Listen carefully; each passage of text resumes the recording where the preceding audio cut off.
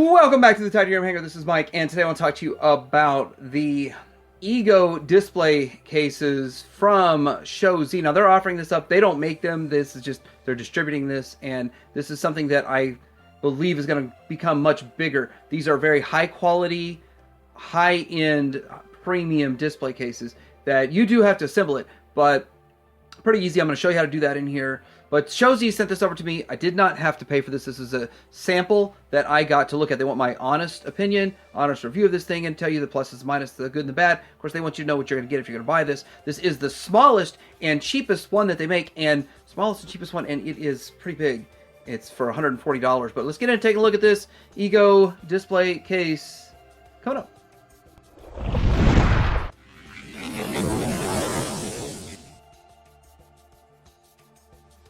Alright, so here are the components for putting this together, and it's relatively simple, but there's no instructions. You kind of have to just extrapolate it from looking at the picture and reading the fact that it might not even show, it's kind of bright, but it says top, baseboard, back there it shows the back, this is the right side, and then over here is the left. Now I've already started partially assembling this, kind of get a grasp on this, but we're going to get into putting this thing together. Hopefully I can keep it all sort of in angle, at least what we're working on. So for assembly, the way it works, we have these little screws here, and then they slide into these slots here, and then you go through the hole in the back, which, can we see the hole? I don't know if it's showing up. There's a hole right here, and you use this screwdriver, what's actually an Allen wrench, to tighten it up. So we're going to slot this in place here, slot this in place here, and note before we do anything, this here says the front bottom. Yeah, it's showing up now. And then back there it shows the back bottom. If I can get that to show up. Well, it's not showing up. Maybe it is, and I'm just not seeing it. But anyhow, let's get this. Oh, there it goes. Sort of shows. So we're going to just kind of slide this thing in, and I don't think we're going to be able to see it. Had some packaging debris kind of in the way there to get rid of. All right. Let's go ahead and push this down. Now, getting this on camera is probably going to be a challenge, like I said, but we slide this in. Yeah, it's not hard to do. It's just the angle I'm doing it and trying to get it on video. But then you just tighten the screw in here, however tight you want. And it's pretty solid. And it's a pretty interesting way to put this together. And I think the angle I have it just slightly off, just make sure it's lined up. Then we do the same thing over there, and then I'm going to go ahead and slide the panels in. So let me go ahead and do that, we'll slide the panels in. Here we are, this is like halfway put together, and I don't know if I put it out so much, but you got to make sure these little lips right here are in the front. And I don't think it actually makes a huge difference, but it is helpful for this when you put this on. This is held on by magnets. The cover, the front cover. Now I did take the plastic off these two windows here. I'll take the plastic off of this one when we're done and we fully assemble it. The next thing we got to do is we got to slide in all of these panels. So there's the baseboard that just kind of lays over the top, and then there's the top piece and there's the sides. Start by laying the baseboard into here and then leveling it up to the front. So that's level to the front. Then we're going to slide the back piece in.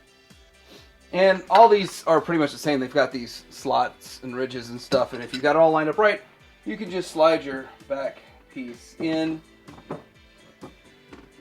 with one hand. Boom. There it goes. This can go to the back. Or you want to make it flush with the front. Then we got to slide the top piece in. Now, I do want to show, if you're one of the early people that order, then you can get a white back piece and a white top, or you can probably squeeze that other top piece in as your bottom. So if you want to, you get one of these reversible black or white pieces that comes with that. So you get two extra pieces if you're an early order person. If you want this to have a white backdrop, maybe you want to use it for photo shoots or something, that'd be kind of cool. We're going to go ahead and slide the top in, and it just kind of slides in like so. Then I'm going to sort of, you probably shouldn't, but I'm going to flex it just a bit to get it to pop in on this side, and I think that's pretty much everything that it needs for that. Then what we'll have to do is come in here with, this is the front piece, and we're going to slide this into place and it's got to kind of notch into that there. Maybe I'm doing that wrong, but this is kind of the whole idea of how I'm going to do it.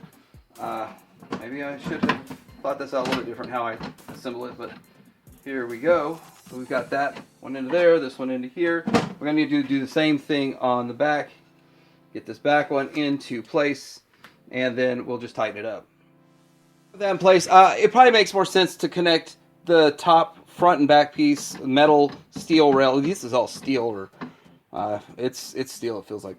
Anyway, it's probably better to have those in and just slot them both in place at the same time. Then you just come around here without even looking and just tighten this screw up, and you tighten all four. And remember, we got the front lip here, front lip there. Let's test it and make sure that everything fits. You got the correct fitment, and it fits. So I'm gonna go tighten all that up. We'll be right back. I'm gonna pull all this plastic off, pull all the stickers off. We'll have a look at it. Here it is all put together, and I'm trying to get a good angle on it so you can kind of see everything on it. But yeah, it's big. This is the smallest one they sell, and it is the big, way bigger than a DTOF. So one space of a DTOF. Now it's shorter than a DTOF, but wider than a DTOF. Now I'm not sure. They didn't really tell me that they're stackable. I would think they're stackable, all that kind of stuff. But here it is put together. It's plexiglass on the sides. Then you can put this piece on the top, and then it just feels like there's a lot of debris from the packing material and all that kind of stuff. I really probably should get something to wipe everything off with. But this has felt on the around this, which you might need a felt brush for that. And all right, here it is with the plastic on it. It does have felt. The felt, it holds on. The felt is a nice look. This also holds on by magnets like that, and it's kind of cool. But I think a little bit of the residue from the plastic was sticking to the felt right there. But I might need to get a damp cloth, give it all wiped down. There's a lot of packing material and stuff in here. But this thing is huge. I mean, this is a Masterpiece Optimus Prime, the Magic Square one. And that's how big it is. I mean, just comparison-wise, you can see this. It's big. And it's really heavy. I was really surprised how heavy it was when I took it out of the box. But now that it's assembled, it's going to be heavy still. But it's probably going to be easier to handle because you can just grab it and move it around. But it's really not made to move around. What it's made to do is stand in place.